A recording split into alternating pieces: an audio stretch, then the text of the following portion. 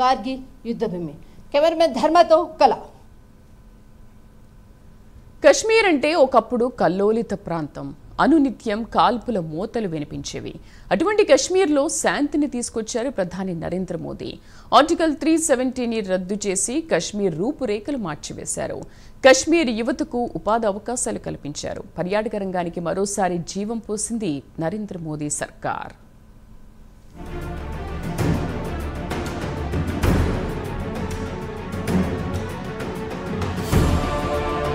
కాశ్మీర్ చరిత్రను 2 భాగాలుగా విభజించవచ్చు. ఆర్టికల్ 370 కంటే ముందు కాశ్మీర్, అలాగే ఆర్టికల్ 370 రద్దు తర్వాత కాశ్మీర్. ఆర్టికల్ 370 అమల్లో ఉన్నప్పుడు కాశ్మీర్ పరిస్థితి డిఫరెంట్ గా ఉండేది. ఇప్పుడు కాల్పుల మోత వినిపించేవి. అంతేకాదు శ్రీనగర్ సహా అనేక ప్రధాన నగరాల్లో కర్ఫ్యూ అమల్లో ఉండేది.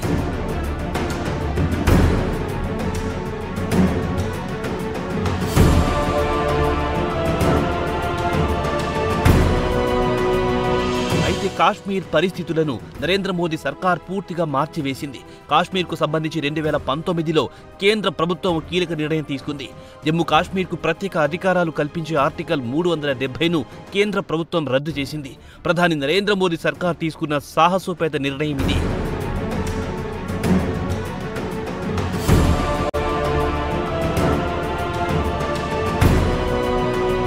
ఆర్టికల్ 370 రద్దు తర్వాత కాశ్మీర్లో పరిస్థితులు ఒక్కసారిగా మారిపోయాయి. తుపాకుల మోతలు ఎక్కడికక్కడ ఆగిపోయాయి. పిల్లలు స్కూళ్లు, కాలేజీలకు వెళ్లడం మొదలెట్టారు. అప్పటి వరకు అనేక పోటీ పరీక్షల్లో కాశ్మీర్ స్టూడెంట్లు పోటీ పడలేకపోయేవారు. దాంతో కాశ్మీర్ స్టూడెంట్లను ఆదుకోవడానికి సూపర్ 50 పేరుతో నరేంద్ర మోదీ సర్కార్ ఓ సరికొత్త పథకం తీసుకొచ్చింది. ఈ పథకం కింద నమోదైన విద్యార్థులకు రూపాయి ఖర్చు లేకుండా ప్రభుత్వ కాలేజీలోనే శిక్షణ ఇవ్వడం మొదలెట్టారు. సూపర్ 50 పథకం సూపర్ డూపర్ గా హిట్ అయ్యింది. ఆ తర్వాత కాలంలో దేశవ్యాప్తంగా జరిగిన అనేక పోటీ పరీక్షల్లో కాశ్మీర్ స్టూడెంట్లు ప్రాతినిధ్యం పెరిగింది.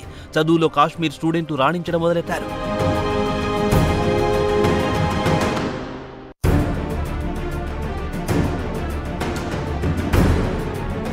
సహీ రాస్తా నరేంద్ర మోదీ సర్కార్ ప్రారంభించిన మరో పథకం ఇది. అప్పటి వరకు కాశ్మీర్ యువతను మతం పేరుతో ఉగ్రవాదం వైపు తీసుకెళ్లే ప్రయత్నాలు బాగా జరిగేవి. దీనికి విరుగుడుగా సహీ రాస్తాను తీసుకొచ్చింది నరేంద్ర మోదీ ప్రభుత్వం. సహీ రాస్తా అంటే సరైన మార్గమని అర్థం. ఉగ్రవాదం ఎంత ప్రమాదకరమో సహీ రాస్తా నిర్వాహకులు కాశ్మీర్ యువతకు తెలియజేస్తారు. సదరు యువతను ఉగ్రవాదం వైపు వెళ్లకుండా మోటివేట్ చేశారు. సహీ రాస్తా పథకం కూడా విజయవంతమయ్యింది. దీంతో కాశ్మీర్ బేస్గా నడిచే ఉగ్రవాద సంస్థలోకి రిక్రూట్మెంట్లు బాగా తగ్గిపోయాయి.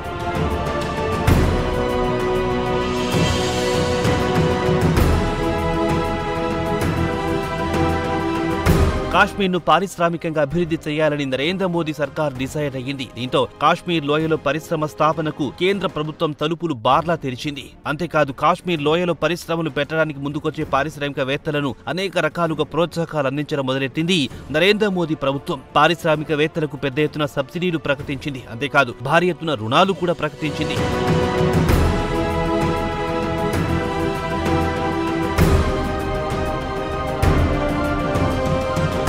వీటన్నిటికి తోడు కాశ్మీర్ లోయలో శాంతి నెలకొనడంతో పర్యాటకులు మళ్లీ రావడం మొదలెట్టారు. వాస్తవానికి కాశ్మీర్ కు ప్రధాన ఆదాయ వనరు టూరిజమే. ఆర్టికల్ 370 రద్దుకు ముందు కాశ్మీర్ లోయలో ఎప్పుడు చూసినా తుపాకీల మోతలే వినిపించేవి. అయితే ఆర్టికల్ 370 రద్దు తర్వాత కాశ్మీర్ లోయలో పరిస్థితులు మారిపోయాయి. కాశ్మీర్ లోయలో శాంతి నెలకొంది. దీంతో కాశ్మీర్ అందాలను చూడడానికి వచ్చే పర్యాటకులు మెల్లమెల్లగా పెరిగారు.